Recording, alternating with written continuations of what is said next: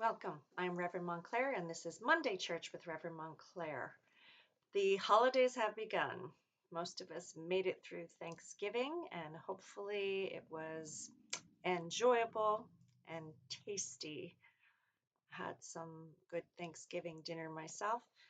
But now here we are in December, and this is when the days are still getting shorter and the dark nights are at their longest. And sometimes that's a very challenging time for people to make it through the dark nights and the dark nights of the soul, to make it through till springtime because we're just beginning to go into the winter months. I am in a new location where it will not be 6 months of snow and winter, and I am grateful for that. And it's interesting being in a new area, the new experiences and the people I meet and the places I go and some environments that I haven't been in consistently and how I'm observing myself react to that. And, just like spending holidays with friends or family, they're different than our normal everyday paths through this world, are the things we do, the places we go. So recently, I have found myself in a community of people that are very committed to embracing difference. And so much so that when each person would stand to speak, they announce what pronouns they like to be called by and what um, what they look like for those that are visually impaired. And I found myself thinking about pronouns, and I recognize there are friends and people that I have known in my life that have changed their choice of how they present themselves to the world through either masculine or feminine, one to the other. And I accept that for them, and I accept what they choose to be called with their pronouns. Yet, I do not feel for myself the desire to stand up and announce my pronouns. I have been called sir by a couple of people in my life. I have been called ma'am. I have been called miss. And I have to say, I don't care what people use as a pronoun for me. It's more of their own perceptions and less of who I am or what energy or essence I embody in any given moment. I find it performative, performative inclusion to ask a community in a gathering setting to announce their pronouns. I guess if you care, perhaps it's a good thing. If you don't care, I can't say that I'll be doing it, no matter the community. It's as far as us being human on this planet and embodying our sexuality of whether it was assigned at birth or not.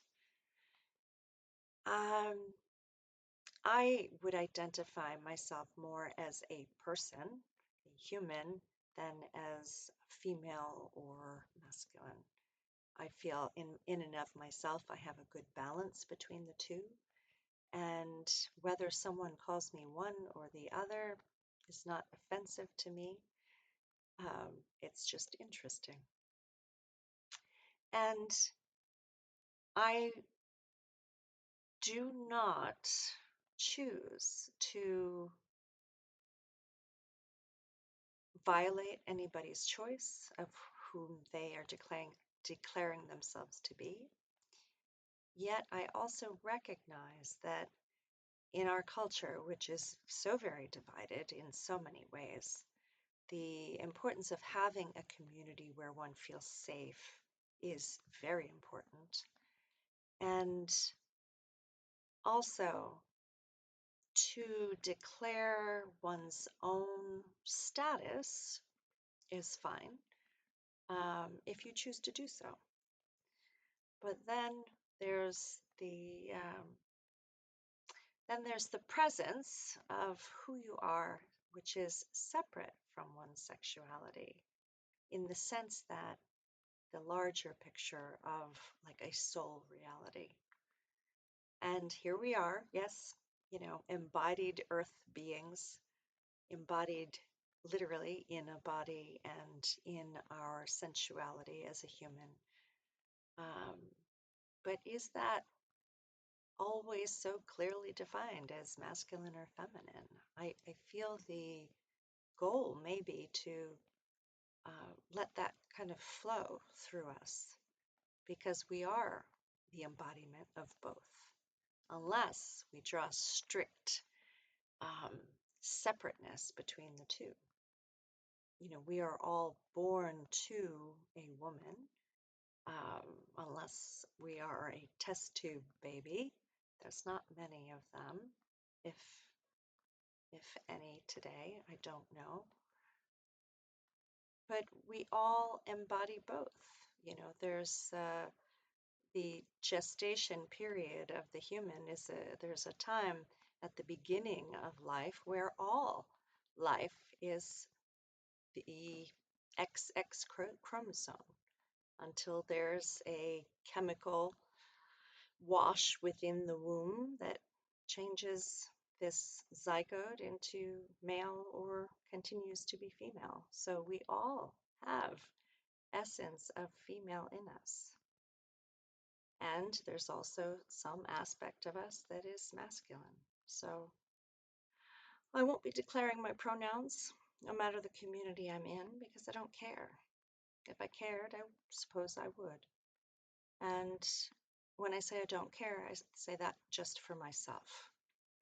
And I care more about when someone intentionally says something to intentionally disrespect me, like in the sense when an older man would call me Missy because he doesn't like my words or my power or my agency as a human.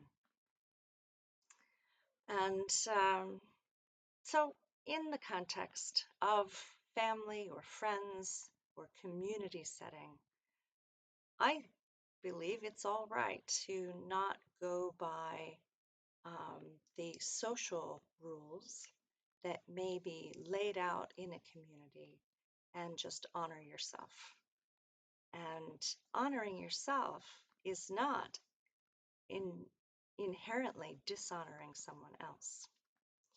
So, yes, if someone wants to be seen as something or someone different than how they were born or how you first got to know them, if someone changes from the essence of male to female or female to male, I honor that in them. It is not something that that's not a path that I have chosen to walk.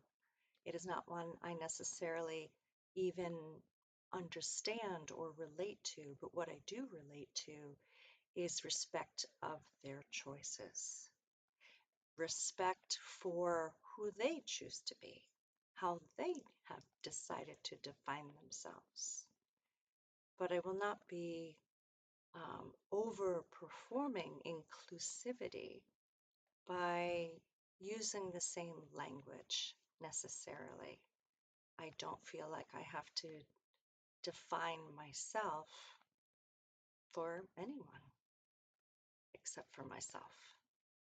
And perhaps eventually our culture can learn to be more gentle with the sexes, to be more gentle with ourselves and the aspects of ourselves, to be more respectful for the feminine, to allow a more fluid movement between characteristics that are considered masculine and feminine, because we need all of it in being human.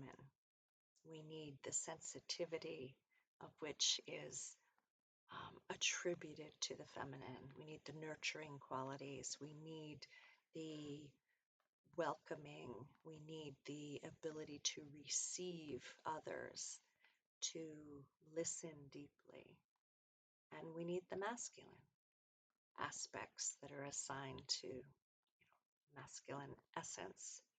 We need to be bold. We need to be strong. We need to be fighters sometimes.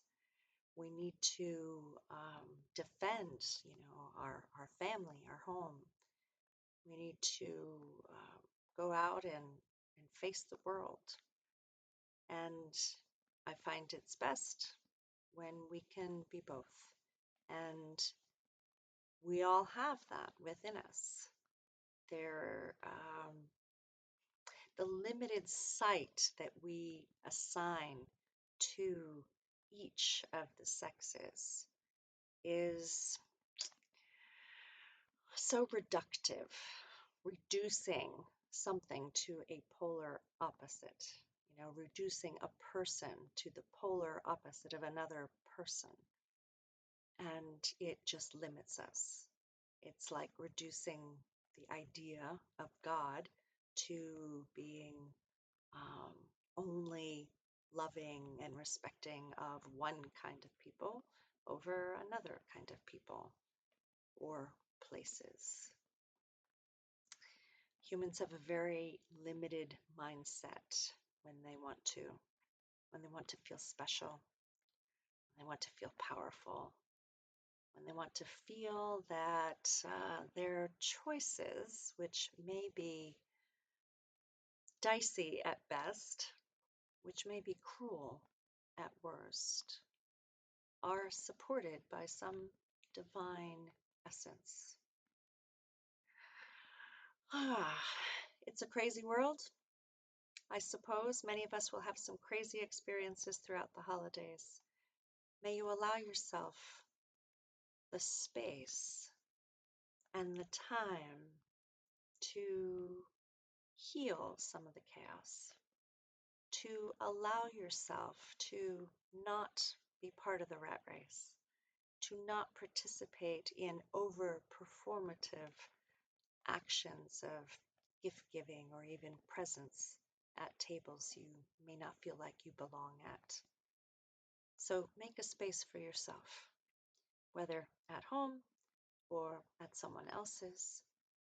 Carve out that space for yourself of self acceptance and of being present to all of your feelings and how you respond internally to an external culture or system or expectations, and allow the discomfort, if you feel any, or the comfort to permeate, to come towards the front of your consciousness and just witness that and accept that and be that of whom you are on the inside.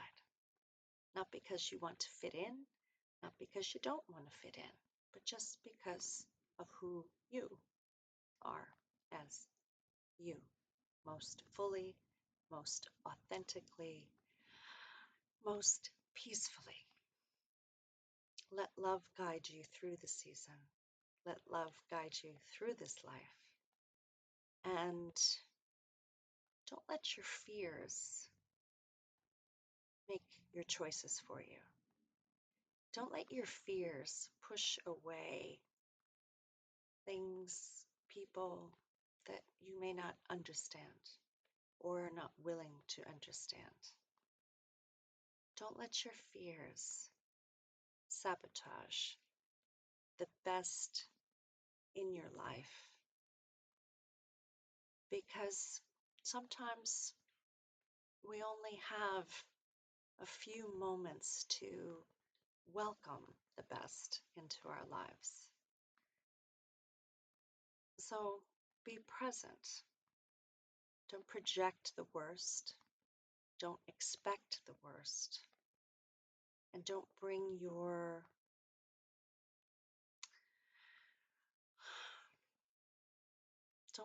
baggage to the table. Bring your peace to the table. Make peace with the past. Make peace with the future. And be present. So much love to you all throughout the holiday season. Stay warm and cozy and present in your heart. And may you walk in beauty, with beauty before you, with beauty behind you, with beauty above, with beauty below, and with beauty all around you. May you walk into the lightening time of the year when the sun starts to return and make the days grow longer again, till that time when we feel the darkness won't end, but spring comes after all. Much love to you. I am Reverend Montclair, and this is Monday Church with Reverend Montclair for December 1st, 2025. Till next time, be well and bring joy into your lives. Thanks for tuning in.